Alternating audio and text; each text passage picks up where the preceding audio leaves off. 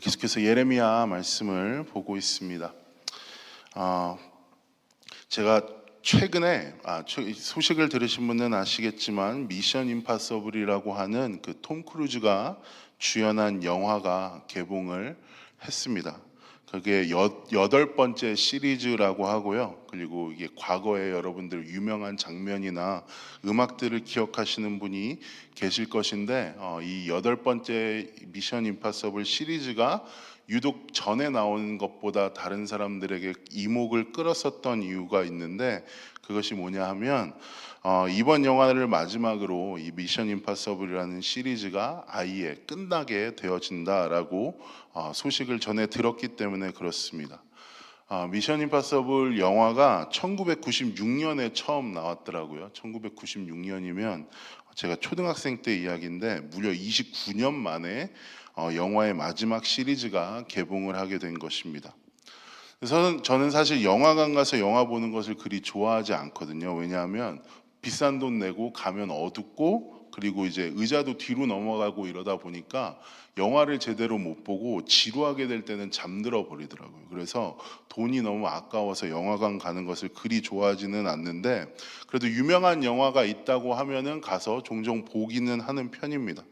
근데 이 미션 임파서블이라는 영화가 딱 그랬었던 것 같아요. 워낙 유명하고 또 이제 마지막이라고 하니까 왠지 모르게 영화관에 가서 보고 싶어지더라고요. 그래서 이제 미션 임파서블을 영화관에서 어제 보게 됐는데, 사실 이제 미션 임파서블 1편부터 7편을 본 적이 저는 없습니다. 그러니까 뭐 몇 개만 이렇게 짧게 뭐 방송을 통해서 보여주는 장면들을 봤지 제대로 본 영화는 한 편도 없었었는데, 그럼 이제 사전 지식을 알아야 하잖아요. 그래도 29년 만에 어떤 영화의 대단원이 막을 내린다는데, 그러면 대부분 어떤 일이 있었는지는 좀 알고 가야겠다 싶어서 인터넷을 찾아봤습니다. 여러분 유튜브 보면 요새 이런 거 되게 잘 나와 있더라고요. 그래서 뭐 미션 임파서블 8편 보러 가기 전에 봐야 하는 것, 아니면 뭐 1편부터 7편 몰아보기 뭐 이런 게 있어서 저는 이 7편 시리즈를 몰아보기를 보고 이제 영화관에 가야겠다 하고 나서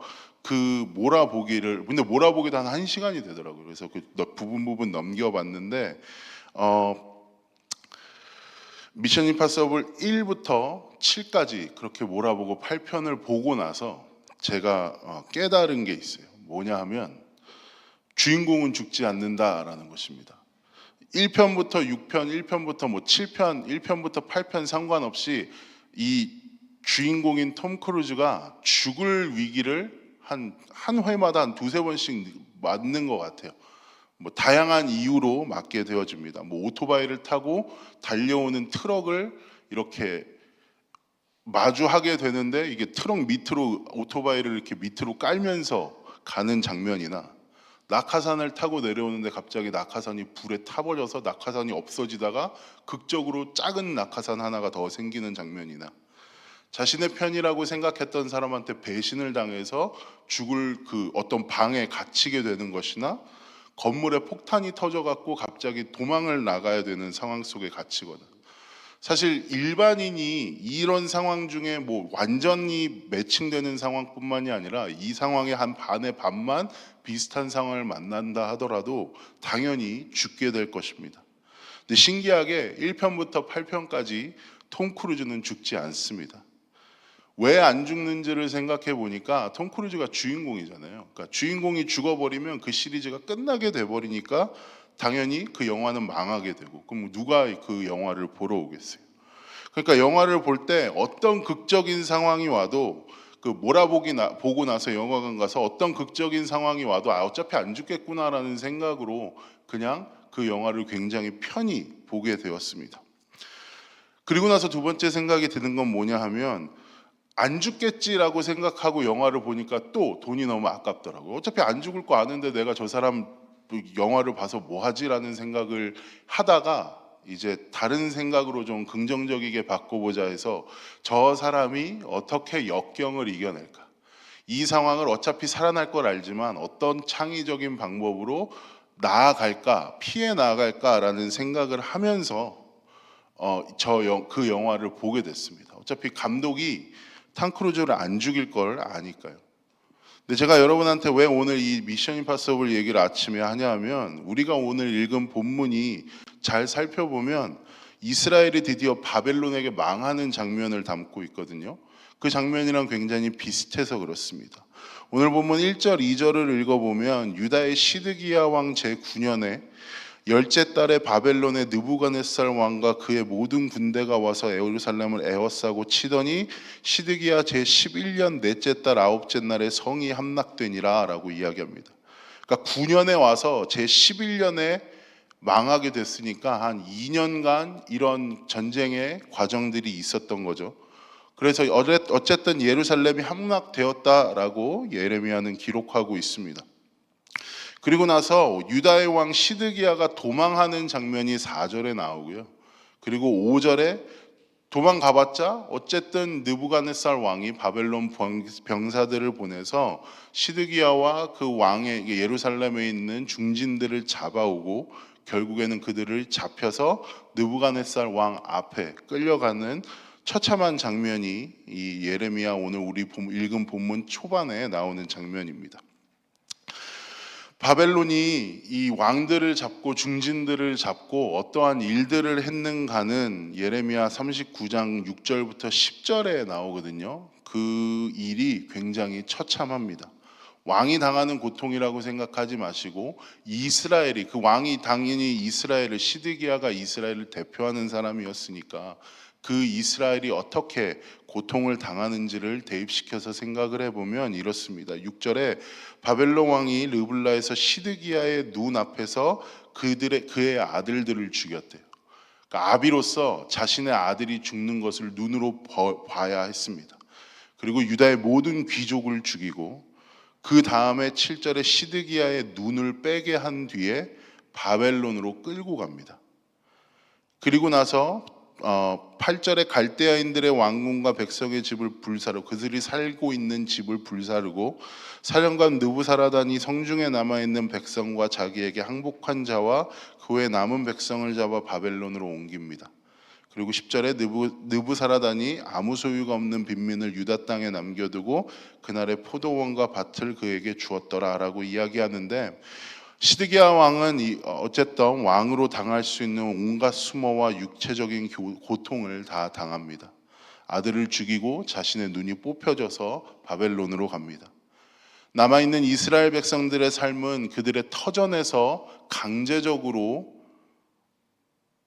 바벨론으로 옮겨가야 했고 하루아침에 자신들이 살던 기반을 싹 다 잃어버렸고 가족과 생이별을 하는 사람들도 있었을 겁니다. 그리고 남겨진 사람들은 이스라엘에서 남겨진 사람들은 이스라엘 민족들만 살았던 것이 아니라 다른 지역에서 포로로 끌려온 사람들을 의무적으로 이스라엘에다가 갖다가 넣었습니다. 그러니까 모르는 사람들과 다른 곳에서 또 다른 식민지 생활을 해야 했습니다. 이 6절부터 10절을 잘 읽어보면 굉장히 시로 엄청나게 끔찍한 기록들이 있는데 이스라엘에게 있어선 나라의 절체절명의 위기였었던 것 같습니다. 그러니까 방금 예를 든 미션 임파서블 영화로 비교를 해보자면 주인공인 탐 크루즈가 악당에게 중요한 무기를 빼앗겼거나 믿었던 팀원들에게 배신을 당해서 지금 당장 죽게 된 상황에 넘겨진 것으로 치환해서 생각해보면 쉬울 것 같습니다. 하지만 간과하지 말아야 하는 부분은 톰 크루즈가 미션 임파서블의 주인공인 것 같이 이스라엘 민족 또한 하나님의 구원 계획 안에 중요한 주인공이라는 것입니다. 예레미야에서 반복적으로 이야기하는 것이 무엇이냐 하면 이스라엘의 불순종으로 말미암아 이스라엘을 바벨론의 손에 넘겨버리시겠다는 하나님의 직접적인 선언입니다. 그러니까 하나님께서 직접 하신다는 이야기고 하나님께서 이스라엘 백성들이 그러한 위기 가운데 고통을 당하도록 내버려 주신다라는 이야기입니다. 이게 하나님의 입장에서, 이 성경을 읽는 사람의 입장에서 하나님이 너무하신 분이다라고 생각할 수 있겠지만 바꿔서 생각을 해본다면 이 모든 일이 지금 하나님의 주권 안에, 하나님의 손 안에서 이루어지고 있다라는 것입니다. 수많은 악당과 다양한 압력들이 존재했지만 그것이 마치 감독의 의도였고, 감독이 정한 선에서만 탐 크루즈를 괴롭힐 수 있고 탐 크루즈에게 고통을 줄 수 있었던 것 같이, 이스라엘이 겪어야 하는 위기와 고통 등은 다 하나님이 정하셨고 전능하신 하나님 주권 아래 있다라는 것을 우리는 이 예레미야를 통하여 발견해야 합니다. 오늘 본문의 후반부를 우리가 읽었습니다. 11절부터 18절까지를 읽었는데, 이 11절부터 18절은 우리가 방금 제가 여러분에게 설명드린 내용과는 전혀 다릅니다. 누군가는 보호를 받고 누군가는 살아나고 누군가는 구원을 얻게 된다라는 언약을 우리가 방금 읽게 되었습니다. 무슨 이야기냐 하면, 이스라엘이 망해가는 중에도 예레미야는 풀려났고, 또 38장에 예레미야를 위해서 목소리를 내주었던 에벤멜렉이라는 사람은 하나님의 구원의 언약을 선포받습니다. 그러니까 즉 하나님은 지금도 이스라엘이 멸망해 나아가는 그 과정 안에서도 이스라엘을 다시 한번 구원해 내시기 위하여서 여러 가지의 자신의 열심을 내시면서 자신의 계획 안에 이 모든 일을 끌고 가고 계심을 우리는 오늘 말씀을 통하여서 발견해야 하는 것입니다. 말씀을 마무리하기 원합니다.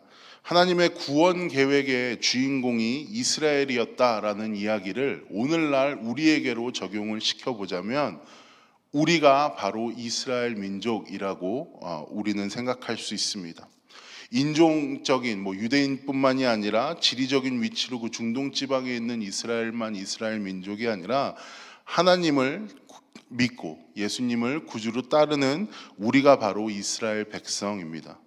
바꾸어 말하면 우리가 하나님이 쓰시는 구원의 계획 안에 주인공이라는 것입니다. 그리고 그 구원의 서사를 써 내려가시는 분이 하나님이시라는 것입니다. 그러니 우리도 고통받고 아파할지언정 망하지는 않습니다.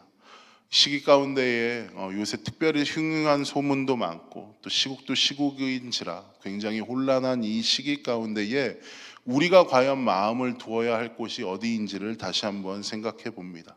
그것은 어떠한 시기 가운데 자신을 구해줄 것 같았던 그 팀원의 배신한 팀원이 아니고, 자신을 지켜줄 것 같았던 어떠한 무기가 아니라 그 일을 써내려가는 감독과 작가의 손에 달려 있음을 우리는 발견하게 됩니다. 또한 우리 또한 마음을 두어야 할 곳은 바로 우리를 주인공으로 만들어 주신 하나님이고, 또 오늘도 우리는 그 주님의 주권을 인정하고 우리에게 베푸신 은혜들을 생각하면서 이 시기를 잘 버텨낼 수 있지 않을까 합니다. 그 시기를 버텨내는 시간이 오늘 하루가 되었으면 좋겠고, 또 하나님께서 우리에게 보여주시는 그 은혜를 다시 한번 생각하며 그 은혜 안에 감사하며 주님께서 우리에게 주신 하루 가운데 또 다른 승리의 하루의 삶을 사는 우리가 되기를 소망합니다. 제가 기도하겠습니다. 사랑과 은혜의 주님, 처참한 장면으로 이스라엘이 망해가는 이 상황 가운데에서도 하나님께서는 구원해낼 자들을 구원해내시고 구원을 선포할 자들에게 구원을 선포해내시며 여전히 그 주님께서 사람을 살리시는 생명의 사역을 이어가고 계심을 오늘 본문을 통하여 발견합니다. 아버지 하나님, 하나님께서 주님의 자녀들을, 주님의 백성들을 구원해 내셨듯이 우리 또한 오늘을 살아가는 주님의 자녀이며 주님의 백성임을 우리가 믿고 그 주님을 의지하며 나아갑니다.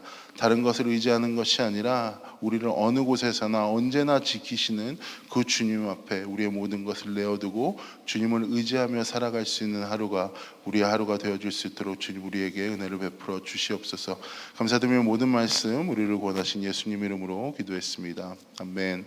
하늘에 계신 우리 아버지여, 이름이 거룩히 여김을 받으시오며 나라의 마옵시며 뜻이 하늘에서 이루어진 것 같이 땅에서도 이루어지이다.